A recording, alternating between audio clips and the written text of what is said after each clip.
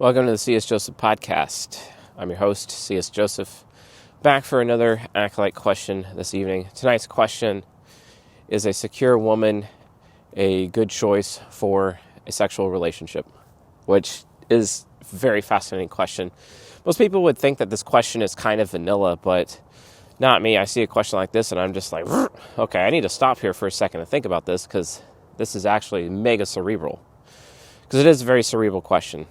A lot of people think, especially if you're, getting used to Jungian analytical psychology, you're looking at Jungian analytical psychology from the lens of four sides dynamics, and then also maybe, big five test, DISC system, all these different systems out there, true colors as well, understanding DSM-5 and dark triad traits, all these different classifications when it comes to understanding personality. But one of them is fascinating, and that is something known as attachment styles. And in my opinion, attachment, and I'm a little under the weather, guys, so forgive me if I sound a little off. It's because I am off. So from an attachment style perspective, attachment styles, in my opinion, actually do map directly to each of the 16 types, and may actually readily map to the 16 types as well as their octagram variants, right? Their various octagram variants from there. And from that perspective, I think that, oftentimes people are not entirely sure of what to do when faced with those issues. But one particular attachment style is secure attachment style. I mean, that is why we're doing this video, right? So the secure attachment style, which, most people think that secure attachment style is like the thing that you want the most. It's the thing that everyone needs to work on. I kind of disagree. I don't really care that much about attachment styles, especially when you consider octagram. Because, for example, if I'm a UDUF ENTP, I should be with an INTJ who is UDUF, basically, to that perspective. Or an ISFP who's SDSF, right? And those are the ideals. But do those ideals prevent me from having relationships with women? No, they don't. Especially with how fleeting cognitive focus actually is, right? Because it can change on a dime. It can change on a whim, right? So why would I put that much investment, on the focus side? I mean, I put decent amount of investment on the cognitive development side, but not so. But the thing is, everyone is different, and I like enjoying the variety of the world and the variety of humanity that we have based on how everyone is ultimately different. This is one of the reasons why, because people come up and ask me, it's like, okay, Mr. C.S. Joseph, why are you, married to an ESTP woman? That's a kindred relationship. It's one of the 4 fling relationships. That is not exactly a relationship to build a foundation on, especially to build a family on, to which I would agree with them. But the thing is, to quote Selena Gomez in her song, the heart just wants what it wants. And that's the thing. I'm heart temple, folks. I just follow my heart. And I can't help it. I can't help myself. I can't help myself but follow my heart. And that's what I have always done. And sometimes I follow my heart regardless of the pain and suffering it brings me. But think about it this way. Would I have really been able to actually pull off my mission here on this YouTube channel, on this podcast, with Ucha, with Ego Hacking by Text, or with any of these, or the Octagrid, the Type Grid, and pretty soon Origin Axis, with our new release of the Rosetta Stone, which we'll be providing in the EBT Masterclass. If you don't have the Masterclass yet, I recommend it. offers.csjoseph.life/EBT-Masterclass. Go to that page, get the Masterclass. It's going to be a 2 to 3 hour stream on the final Tuesday of January. And we are going to completely rip wide open everyone's understanding of cognitive functions entirely. Oh yeah. It'll be complete and utter paradigm shift for the ego hacker community. Total paradigm shift. You guys might want to get in on that while you still can. And also, if you buy the masterclass and you're not able to make it to the stream, that's okay. That's okay, because you'll be able to review the recording whenever after the fact. So no pressure, no pressure. So, be that as it may, secure attachment styles, that could be a problem. So, why? Because people have these assumptions that they're so great. Just like people had these assumptions that golden pairs are so great, or that natural pairs are so great, or your respect pair is so great, or the challenge pair is so great. The 4 out of the 8 relationships that are for long-term relationships and not short-term relationships, like the companion, or the intrigue, or the trust, or the kindred is, and I'm married to my kindred, technically on paper the kindred is the hardest of the 8 to actually maintain. But it's only through sheer force of will, through human nurture, that we're able to maintain our relationship as best as we have over the years. And yeah, definitely a huge amount of pain has been suffered as a result. The thing is, though, is that this community has heavily benefited from my pain and suffering, as a result of all of my relationships, because I pay attention. I pay attention to everything. I pay attention to all of them. All of the women in my life, I pay very close attention. And every single thing that they do, that they say, how I act, all of it is tracked, understood, categorized, made sense, analyzed. And amazing anecdotes are created as a result. And those anecdotes end up going into thought experiments as input for thought experiments, which allows me to arrive to conclusions to be able to bring this next level content for you folks so that you guys can have better lives and so that you don't have to suffer what I have suffered. So you could, in effect, realize that it's because of my suffering that you guys end up having a better life, right? No different than Luthen's speech, and I believe episode 10 or 11 of Andor, when he's talking to his spy, Lonnie, that he has in the ISB, the Imperial Security Bureau. So that's important, right? Maybe y'all should pay very close attention, to the benefits of my suffering, right? And one of those benefits is I realize that secure attachment styles is bullshit. It's really not that important, because the octagram and noctagram variance has much higher weight than attachment style. But everyone's like, oh, you got to work hard on being secure. You got to have a secure attachment style. You got to be secure in your relationship. To which I realized that's actually fundamentally false. Very fundamentally false. A lot of people don't realize how or why that is the case. But it is the case. It is false. It is the case. Why? Well, because of something that I read in Esther Perel's book known as Mating in Captivity, which I recommend you guys check out. It's the chapter before the chapter titled When 3 Threatened 2, which is the chapter talking about how when you have a child, your entire relationship is going to get thrown upside down. And yeah, that's basically because it's advice for nuclear families. And I'm entirely against nuclear families, entirely against them. You got to have a polygynous family, or you have to have a very large multi-generational family where everyone is very close to each other and adults can easily exchange children and resources to make things a little bit easier on everybody, right? And all the children are exposed to a high amount of different psyches. But the American nuclear family unit is a travesty, and it's no wonder our children are so far less intelligent than the children in other countries and other nations, where children are consistently beat by other nations constantly, everywhere you go, especially even in some cases, third world countries. Those children are just smarter because they've been exposed to so much more than our children have. Our children are just being exposed to Disney Plus, whereas those children are being exposed to things that could kill them in the desert or in the jungle or wherever, right? So think about that. I think that pain and suffering is going to make a higher quality, more intelligent child than children who are watching Sesame Street all day long. Think about that. So the point is,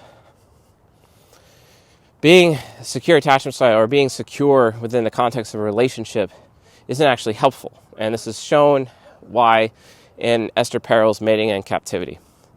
The reason why is because security in terms of a sexual relationship actually comes from something called closeness, right? And closeness ultimately ends up destroying like the sexual fabric of the relationship itself. Closeness is anti-attractive. It is anti-sex. It's gross, ultimately, in the long run. Yeah, women want to get really close to men. Men really want to get close to women to the point where those men are inside of the women. But then afterward, they come apart again. And should be apart for a little bit.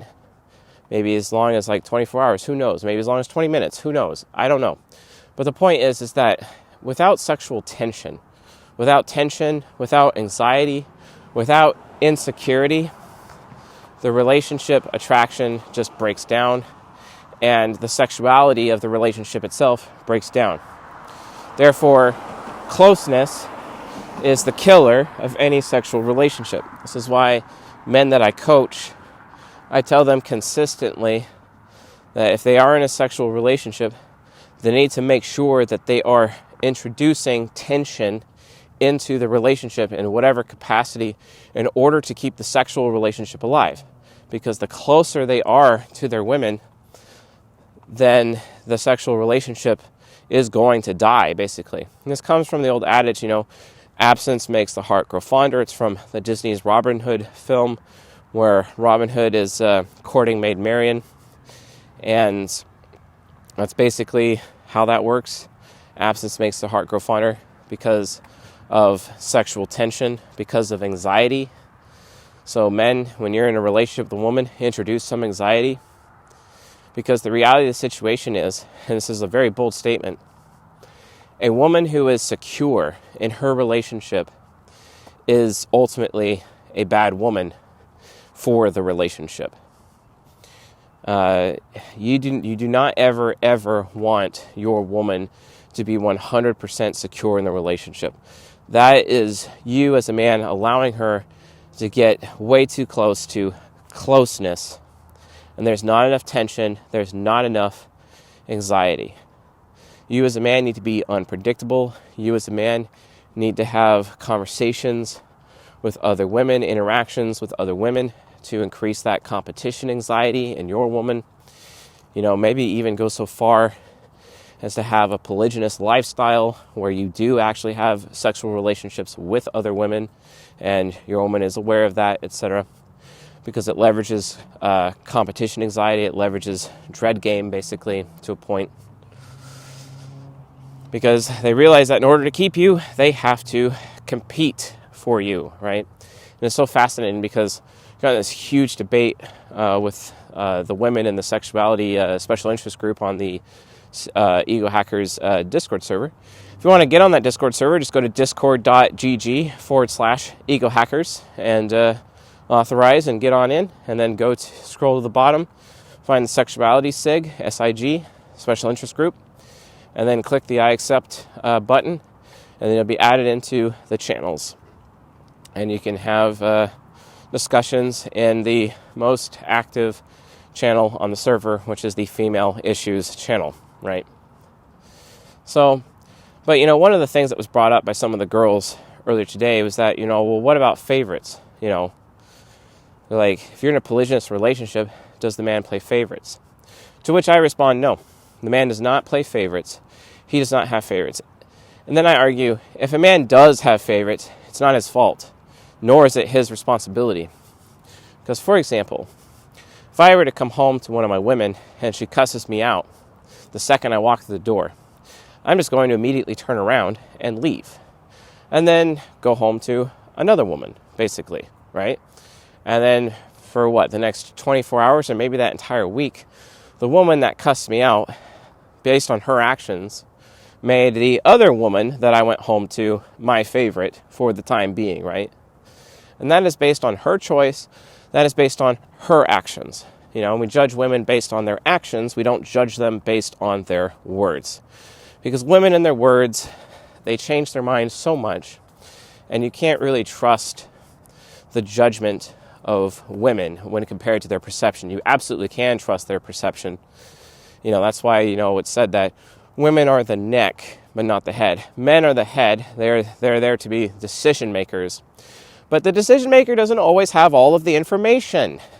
And the information is basically in the hands of women with their perceptive capabilities, because they can gather information better than men can. This is why women are much better at being spies and scouts than men are. And that's been proven many times.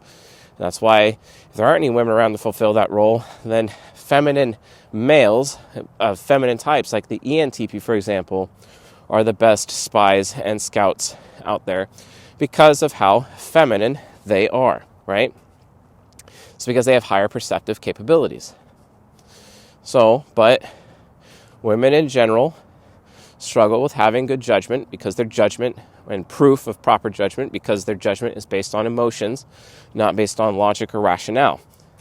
But men have really terrible perception and often end up making decisions based on bad information, right? This is why men and women should be in relationships. Men are attracted to women with the most obvious, highest perceptive capabilities, and women are attracted to men with the highest judgment, highest proof of judgment, basically, right? And this is all very mega important. Proof of judgment, right? So, from this perspective, that's ultimately how these people are getting into relationships with one another. But if a woman is secure in her relationship, she is bad for the relationship. She will end up destroying the relationship, especially if she's in break phase, especially if she's in development phase. She will automatically lose respect for her man because she is secure in the relationship. And she will also no longer be attracted to him either. Sucks to be him, but that's the truth. That's the truth. So men need to be wise and make sure that they are introducing anxiety, maybe even introducing competition into their relationships to keep their women attracted. Because if they don't, in a committed relationship, what happens is that statistically, women will let their bodies go, quality of sex goes down, and quantity of sex goes down. So basically, the very few things that men are getting out of a relationship, they're not getting anymore. You know, women get a lot out of men in relationships because men are assessed like businesses, right? And they treat men like businesses, sometimes like vending machines for my security, my comfort, my money, all these things. Men treat women like art, and they assess women like art. So what business does the art piece have making itself uglier? You see what I'm saying?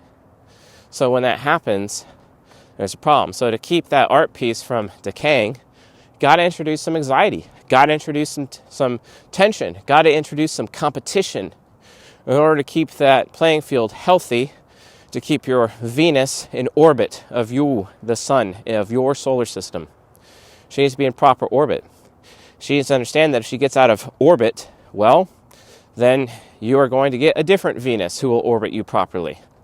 And have that Venus crash into your old Venus and knock the other one out. Because that's what's going to happen. Because the sun, will solar flare and this fiery whip will come out of the sun and smack the Venus.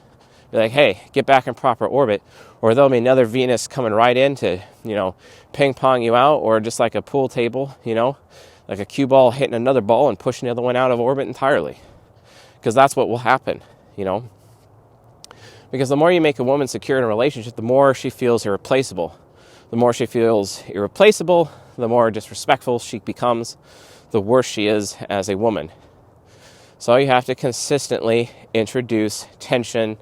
You have to consistently introduce anxiety and competition, ultimately, in order to prevent that. And it has nothing to do with playing favorites, especially if you're in a polygynous lifestyle. Has nothing to do with playing favorites. The women on their own will decide, just because of their nature, their chaotic nature, and how they act and how they behave. Their behavior, their choices will decide for you as their man which one of them is your favorite, because it's based on which one of them you can stand at that particular moment, right? Because I don't care what woman out there is claiming that, She's never going to be bitchy. She's never going to be a problem. She's never going to shit test you. She's never going to do this, never going to do that. That's crap. You can't listen to that. They always will. I mean, they don't even have a choice, because just look at their cycles. They really don't have a choice. They can minimize it by making sure they're as healthy as possible, right? But they kind of really just don't have a choice. So in that particular moment, you just accept that, hey, that's just how life is. That's just life. So while you're being horrible right now, I'm just going to go over here, right? You enjoy your anxiety. You enjoy your competition. You enjoy your tension, because it'll make you want me more anyway, right? It'll make you be more attracted to me anyway in the long run. You may not think that that's how it is now, and you may not agree with that claim, but your actions have proven that to me over and over and over. So I'm just like, okay, I'm going to go over here. And then when you want me back, you let me know, right? And then they always come crawling back. Every time. Every single time.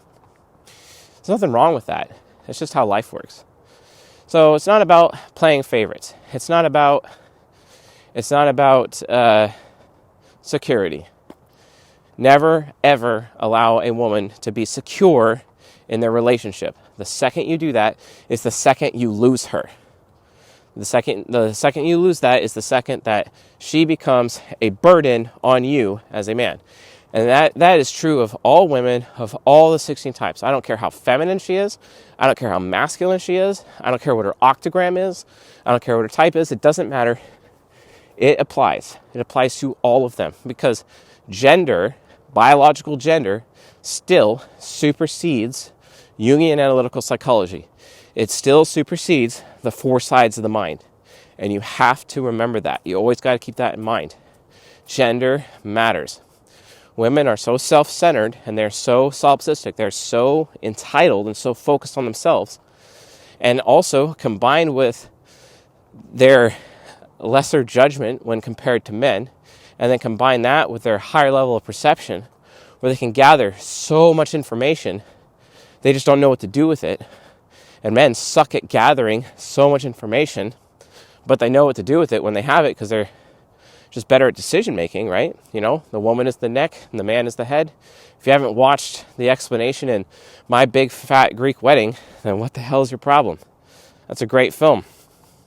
It's also a sad film if you think about it, because it just hella illustrates the what an expired woman looks like and has to go through when she's in transition and security phase, basically. So yeah. But anyway, what they don't tell you at the end of the movie is that within 5 years she's probably going to divorce the guy, because development phase. Because 83% of divorce in the United States is initiated by women, especially women in their late 30s. Yay! Yay! It's not like men get very much out of relationships with women anyway. It's why men don't really get much out of marriage anyway. And families are being destroyed because families not even existed, because men are not interested in investing in that. Well, gentlemen, it makes it a lot easier for you to invest in those relationships if you are introducing tension, anxiety, and competition when it comes to your time and attention and resources to any woman that you're in a relationship with. That's how you keep them. That's how they stay sexy. That's how they stay desirous, and it keeps the sex good. If you don't do that, well, then they become disrespectful, bitchy, and ultimately a burden to you, such that you may not be able to handle them being in your life anymore. So that's the cruel reality of the world.